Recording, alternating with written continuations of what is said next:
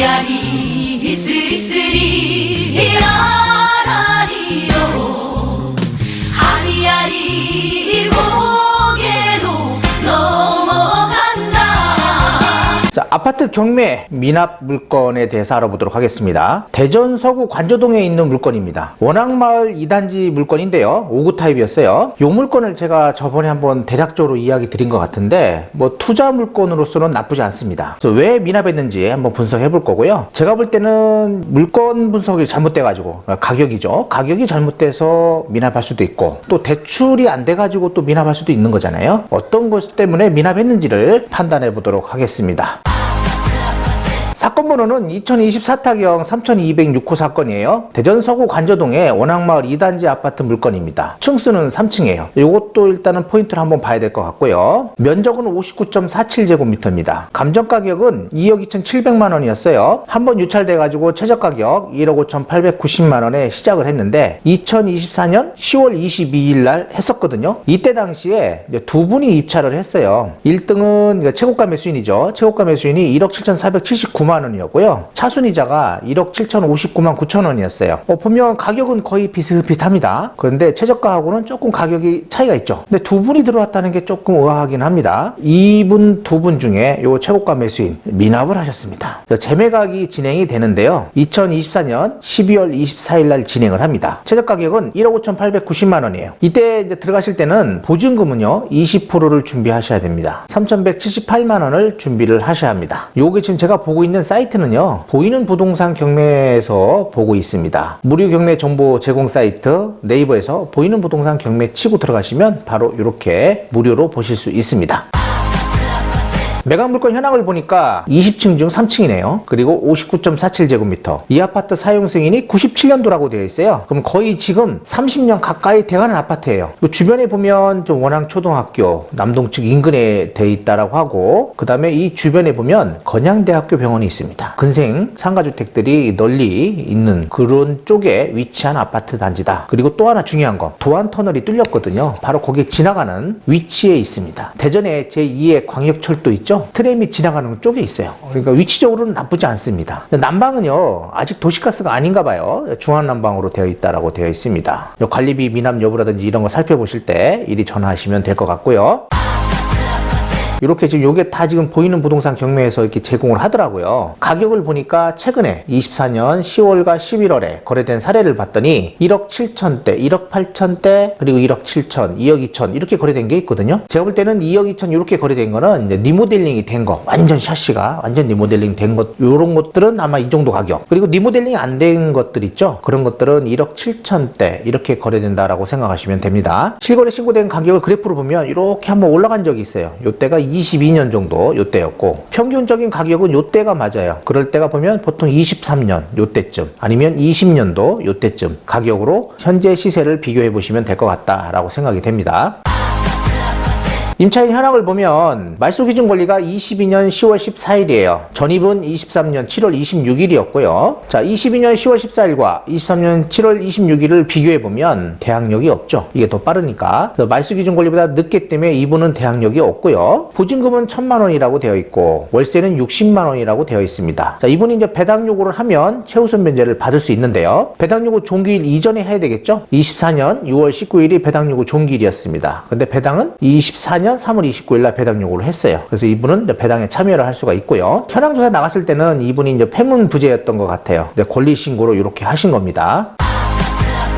매각 물건 명세서를 보면 말소기준 권리 22년 10월 14일이라고 되어 있고요. 이분의 보증금은 1,000에 60이라고 되어 있습니다. 전입신고는 23년 7월 26일 날 했다. 확정일자는 23년 6월 19일 날 했다. 이렇게 되어 있고 배당요구 종기일은 24년 6월 19일인데 이분이 24년 3월 29일까지 했다. 이날 배당요구를 했기 때문에 배당에 참여할 수 있다라는 거고요. 여기에 보면 비고란에 뭔가가 적혀 있어야 되거든요. 안 적혀 있어요 지금. 이게 뭐냐면 특별 매각 조건이라고 합니다. 입찰 보증금을 20%로 걸으라고 했거든요. 그러면 요거를 여기다 기입을 해줘야 돼요. 아직 요게 바뀌지 않았다라는 거예요. 요거 작성일자를 잘 보셔야 돼요. 24년 8월 1일 날 작성한 거거든요. 요게 입찰 기일 7일 전에 다시 바뀌어요. 지금 24일 날 이게 입찰이기 때문에 아직 바뀌지 않았습니다. 그래서 혹시 입찰하시기 전에 꼭 확인하고 입찰하셔야 합니다.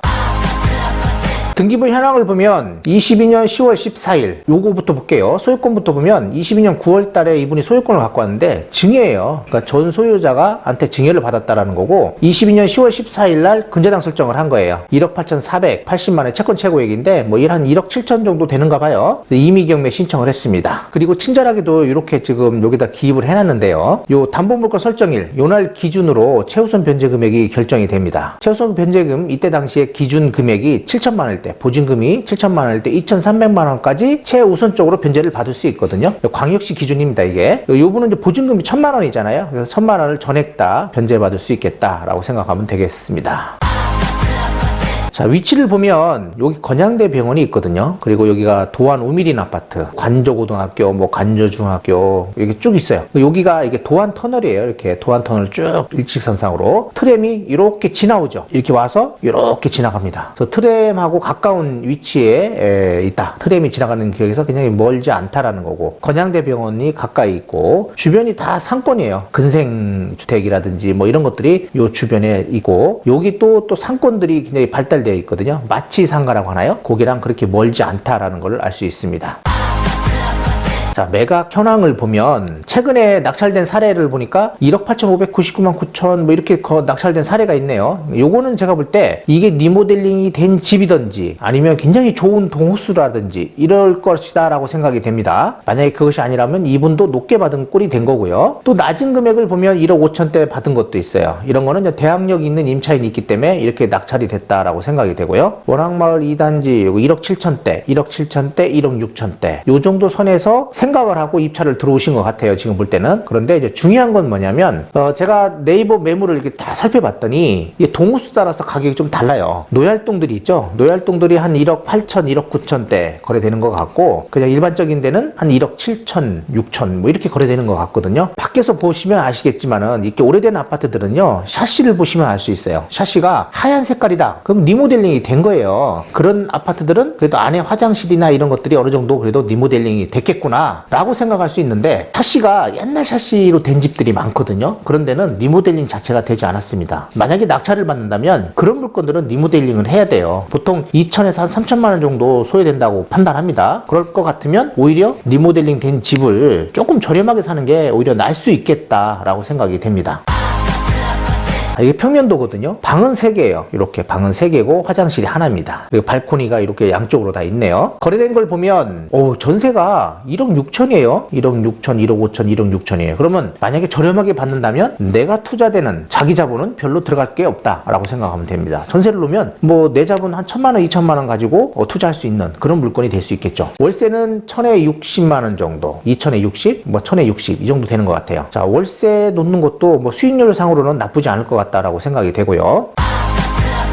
거래 사례를 쭉 보도록 할게요. 1년에 몇 개 되는지 이런 것도 중요하거든요. 만약에 24년도에 보니까 매달 거래되는 게 뭐 2건, 3건 이렇게 3건, 한 3건, 한 7건 정도 거래되고 하네요. 이렇게 5건, 6건씩. 너무 비수기 빼고는 3, 4건 정도, 5건 정도는 거래가 되는 것 같아요. 평균. 이 정도면 가격만 맞는다면 충분히 매매할 수 있는 그런 아파트 단지다라고 생각이 됩니다. 그만큼 호응도가 높다라는 걸 알 수 있고요. 그리고 5구 타입이고 방이 3개고 화장실은 이제 1개이기 때문에 조금 불편할 수는 있어요. 그리고 여기가 좀 주차 대수는 옛날 아파트니까 조금 불편하긴 합니다. 0.5대1 정도 되는 것 같더라고요. 가격은 이제 어느 정도가 적당할까? 제가 여기 녹색 박스를 해놓은 요 정도 가격이 적당한 가격이다. 이건 일반적으로 매수할 때라고 생각이 돼요. 그렇다면 23년, 아까 그래프에 봤을 때 저가가 한 23년도였거든요. 요때쯤 가격 한 1억 8천, 1억 7천, 1억 6천대. 그렇죠? 요 정도가 적당할 것 같아요. 1억 6천. 그리고 동별로 약간 달라요. 한 201동이라든지 그러니까 정남향으로 딱 배치되는 게 있거든요. 그런 데는 좀 가격이 비싸고요. 현재 여기 나온 매물은 그러니까 남서측으로 약간 기울였다고 생각하시면 돼요. 그러니까 이런 데는 조금 가격이 저렴하다라고 볼 수 있습니다. 자, 이렇게 쭉 보시면 20년 11월 달은 가격이 한참 올라갈 때예요. 올라갈 때이기 때문에 한 1억 7천대 지금 가격 선 정도 되고요. 올라가기 전 가격 그러니까 2020년이죠. 2020년 한 8월경 요때쯤이거든요. 요때쯤 가격이 저가 그러니까 오르기 전 가격이라고 생각하셔야 합니다. 1억 6천, 1억 6천, 1억 5천 9백 요거는 조금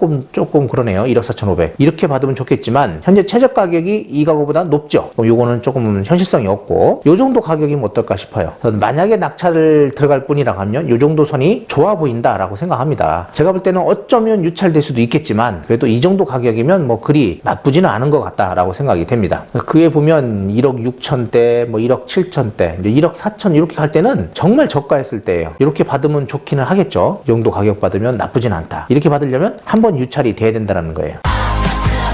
네, 이제 가격은 이제 면밀히 좀 분석해 보시고 주변에 이제 가보시면 리모델링이 된 것과 리모델링이 안 된 것, 그리고 동 호수별로 또 약간 달라요. 어떤 동은 좀 비싼 동이 있고요, 어떤 동은 좀 싼 데가 있거든요. 그걸 판단하셔야 돼요. 외부에서 봤을 때 리모델링이 되어 있는 집이 있어요. 그런 것들은 조금 높게 나올 거고요. 리모델링이 안 돼 있다 그러면 조금 낮게 될 거다라고 생각하시면 됩니다. 오늘 봤는데 이분이 왜 미납을 했을까? 이것도 궁금하잖아요. 제가 볼 때는 이분은 이제 가격을 잘못 분석하신 것 같아요. 일반 매물보다 제가 볼 때는 좀 높게 준 것 같다. 제가 밖에서 사실을 봤더니 수리가 안 된 집이더라고요. 그러면 이분은 일반적으로 살 수 있는 가격보다 좀 높다라고 볼 수 있어요. 그것 때문에 미납을 하지 않았냐라고 생각이 되고요. 그래도 제가 볼 때 보증금을 날릴 정도면 그냥 잔금 치는 게 난데 라고 생각이 되고, 그리고 또 하나는 뭐가 있냐면 대출이 안 될 수도 있거든요. 대출이 안 돼서 미납할 수도 있겠다라고 생각이 됩니다. 또 하나가 있기는 해요. 근데 뭐냐면 그게 취득세 중과라는 게 있거든요. 2주택자인데 혹시 이거를 공시지가 1억 이하로 판단하고 들어와서 낙찰을 받았는데 보니까 공시지가가 1억이 넘는 거예요. 제가 살펴봤더니 이게 공시지가가 1억 600이더라고요. 1층은 9,900이에요. 그런 걸 또 판단을 잘못해가지고 받을 수도 있겠다라고 생각이 됩니다. 제가 아시는 분도 낙찰을 받았는데 보니까 주택이 다른 게 하나가 옛날에 지분으로 산 게 있는데 지분 때문에 주택이 중과되더라고요. 취득세가. 그런 일들이 벌어지니까 본인들이 이제 경매에 입찰을 들어갈 때는요, 혹시라도 지분을 갖고 있는 게 있는지 뭐 이런 것들도 잘 살펴보셔야 돼요. 취득세 중과가 될지 안 될지 이런 거 판단 잘 하셔야 합니다. 그것 때문에 미납이 될 수도 있다라고 생각하셔야 되고요. 자, 이분은 제가 볼 때는 일단은 대출보다는 가격 분석을 잘못했다라고 생각이 됩니다. 구독, 좋아요, 알림 설정 부탁드리고요. 다음에 뵐게요.